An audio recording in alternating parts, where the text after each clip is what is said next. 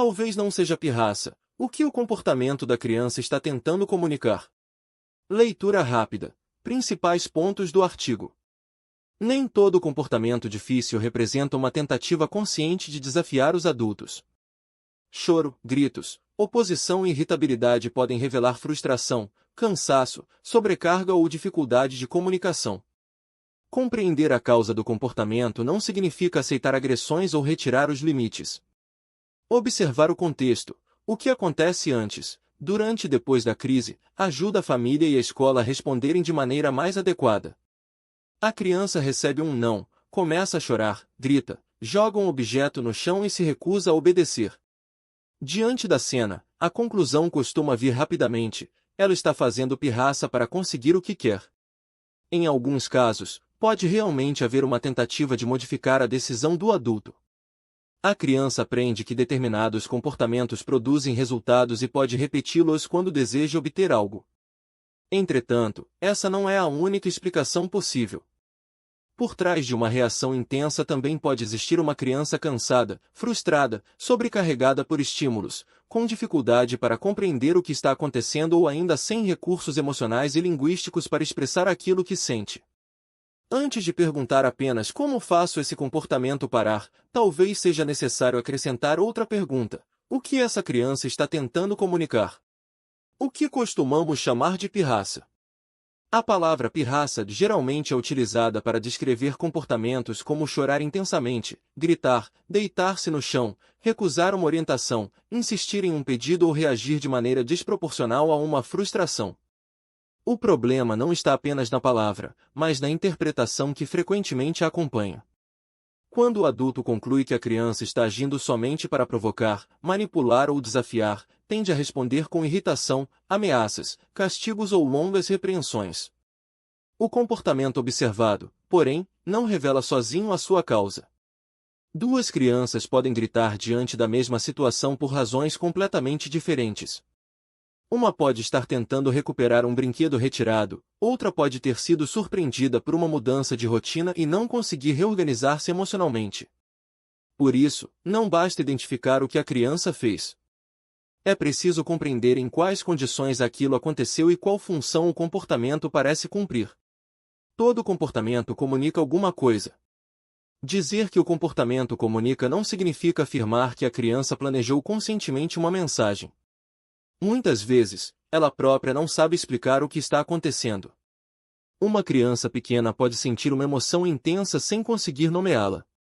Outra pode saber que está incomodada, mas não encontrar palavras para pedir ajuda, solicitar uma pausa ou dizer que determinado ambiente está insuportável. Nessas situações, o corpo e o comportamento acabam expressando aquilo que a linguagem ainda não conseguiu organizar. Entre as possíveis causas de uma reação difícil, podemos encontrar fome, sono, dor ou cansaço. Frustração diante de um desejo que não poderá ser atendido. Dificuldade para esperar ou interromper uma atividade prazerosa. Medo, insegurança ou ansiedade. Excesso de barulho, movimento, luz ou interação. Dificuldade para compreender uma orientação. Mudanças inesperadas na rotina. Necessidade de atenção ou proximidade. Limitações na comunicação. Tentativa de evitar uma tarefa muito difícil. Aprendizagem de que gritar, insistir ou chorar modifica a decisão dos adultos. Perceba que essas possibilidades não são equivalentes. Se a causa muda, a intervenção também precisa mudar. Desregulação emocional não é o mesmo que oposição intencional. Um ponto importante é diferenciar uma reação de desregulação emocional de um comportamento predominantemente voltado a alcançar determinado resultado. Na desregulação, a criança perde temporariamente parte da capacidade de organizar suas emoções e ações. Ela pode gritar, chorar, fugir, empurrar objetos ou recusar qualquer aproximação. Nesse momento, explicações longas e exigências complexas costumam produzir pouco efeito, porque sua capacidade de escutar, refletir e tomar decisões está reduzida.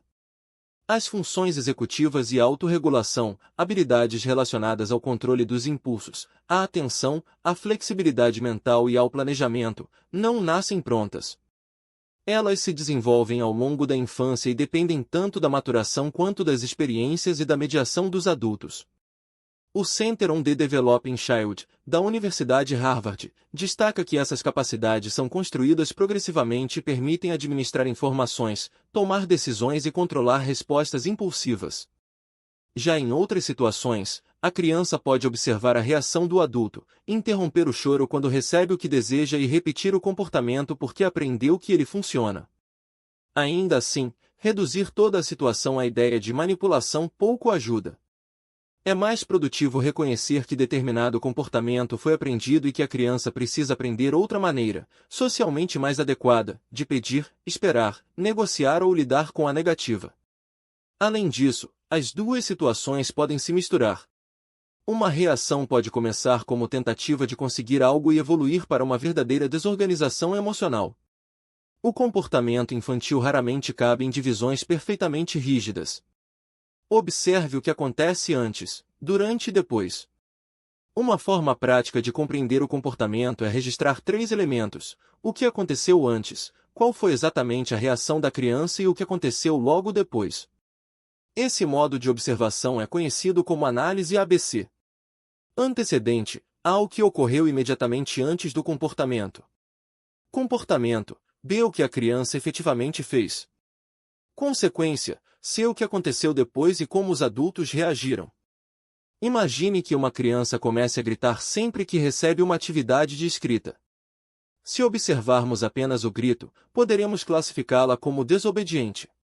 Mas, ao analisar o contexto, talvez descobramos que ela ainda apresenta dificuldades para escrever, sente vergonha dos próprios erros e percebe o momento da atividade como uma ameaça. Em outro caso, a criança pode gritar quando o celular é retirado e recebê-lo novamente porque os adultos desejam encerrar rapidamente o conflito. Sem intenção, a família ensina que aumentar a intensidade da reação é uma maneira eficiente de recuperar o aparelho. A observação funcional do comportamento é utilizada em contextos educacionais justamente para investigar os fatores que antecedem e mantêm determinadas respostas. Orientações sobre avaliação funcional destacam que conhecer a razão provável do comportamento permite ensinar formas alternativas de atender à mesma necessidade. Essa perspectiva aparece em materiais do Departamento de Educação dos Estados Unidos e do Iris Center, da Universidade Vanderbilt. Famílias e professores não precisam transformar a rotina em uma investigação formal. Um registro simples, feito durante alguns dias, já pode revelar padrões importantes. Como agir durante uma crise?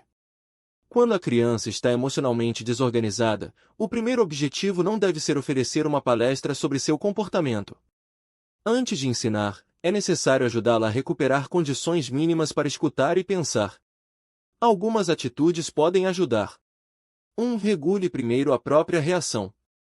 O adulto não precisa ignorar o comportamento, mas deve evitar disputar com a criança quem grita mais alto. Falar de maneira firme e serena reduz a quantidade de estímulos presentes na situação. A calma do adulto não é passividade. É uma forma de manter a condução do momento. 2. Use poucas palavras. Durante a crise, frases curtas são mais eficientes. Eu sei que você ficou bravo. Não vou deixar você bater. O brinquedo continuará guardado. Vamos conversar quando você estiver mais calmo. Longas explicações podem aumentar a sobrecarga e transformar a intervenção em mais um elemento do conflito. 3. Proteja sem humilhar. Se houver risco de agressão, queda ou destruição, o adulto deve interromper a ação e proteger as pessoas envolvidas. Isso pode ser feito sem insultos, ameaças ou exposição pública. A criança precisa entender que determinados comportamentos não serão permitidos, mas não precisa ser definida por eles. Ela teve uma reação inadequada, isso não significa que seja má, insuportável ou sem educação. 4. Não negocie tudo no auge da reação. Se a decisão do adulto muda sempre que o choro se intensifica, a criança pode aprender que a crise é uma estratégia eficaz. O acolhimento deve dirigir-se à emoção, não necessariamente ao pedido. É possível dizer: eu entendo que você queria continuar brincando, mas agora precisamos ir. O sentimento é reconhecido, enquanto o limite permanece. 5. Converse depois que a criança se reorganizar. Após a crise, o adulto pode ajudá-la a reconstruir o ocorrido. Você ficou muito irritado quando a brincadeira terminou. Da próxima vez, pode me dizer que gostaria de mais alguns minutos. Eu talvez não possa permitir, mas vou escutar. Essa conversa ensina a linguagem emocional e apresenta um comportamento alternativo. Apenas dizer não faça mais isso informa o que deve ser evitado, mas não ensina o que fazer no lugar. Compreender não significa permitir tudo. Existe um receio compreensível de que investigar as causas do comportamento resulte em permissividade. Entretanto, acolhimento e limite não são opostos. A criança pode ter razão ao sentir frustração e ainda assim não ter permissão para agredir. Pode estar cansada e precisar cumprir uma orientação. Pode não gostar da mudança de rotina e, gradualmente, aprender a enfrentá-la. O papel do adulto é reconhecer a emoção, interromper comportamentos prejudiciais e ensinar uma resposta mais adequada. Disciplina, nesse contexto, aproxima-se mais de ensino do que de punição. Em algumas situações, a consequência também precisa ser mantida. Se a criança lançou um brinquedo e o danificou, poderá participar da organização do espaço ou ficar temporariamente sem utilizá-lo. A consequência deve ser coerente com o ocorrido, aplicada sem vingança e acompanhada de orientação. O que família e escola podem fazer preventivamente? Nem toda intervenção precisa acontecer depois da crise. Muitas situações podem ser prevenidas quando os adultos reconhecem os principais gatilhos. Em casa e na escola, algumas estratégias são úteis. Antecipar mudanças. Faltam 5 minutos para guardarmos os brinquedos. Dividir tarefas extensas em pequenas etapas. Verificar se a criança compreendeu a orientação.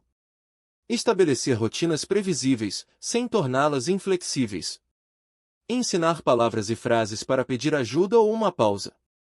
Oferecer escolhas limitadas. Você prefere começar pela leitura ou pela escrita?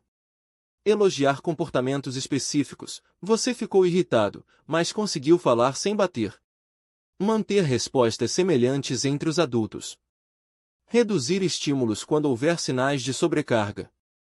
Respeitar necessidades básicas de alimentação, sono, movimento e descanso. Prevenção não significa organizar um mundo para que a criança jamais seja contrariada. Significa criar condições para que ela desenvolva gradualmente tolerância à frustração, flexibilidade e capacidade de expressar suas necessidades. Quando é necessário observar com mais cuidado. Birras e reações intensas podem fazer parte do desenvolvimento, principalmente nos primeiros anos. O próprio CDC informa que elas são esperadas em determinadas fases e tendem a diminuir em duração e frequência conforme a criança cresce. Entretanto, convém ampliar a investigação quando o comportamento acontece com intensidade ou frequência muito elevada. Permanece muito diferente do esperado para a faixa etária. Provoca prejuízos importantes em casa ou na escola. Envolve agressões recorrentes, fugas ou riscos. Surge associado a dificuldades de linguagem, aprendizagem ou interação. Aparece principalmente diante de estímulos sensoriais específicos. Impede a participação da criança em atividades cotidianas.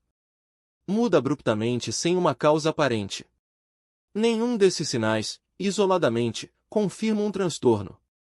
O comportamento precisa ser analisado considerando desenvolvimento, ambiente, comunicação, saúde, aprendizagem, relações e acontecimentos recentes.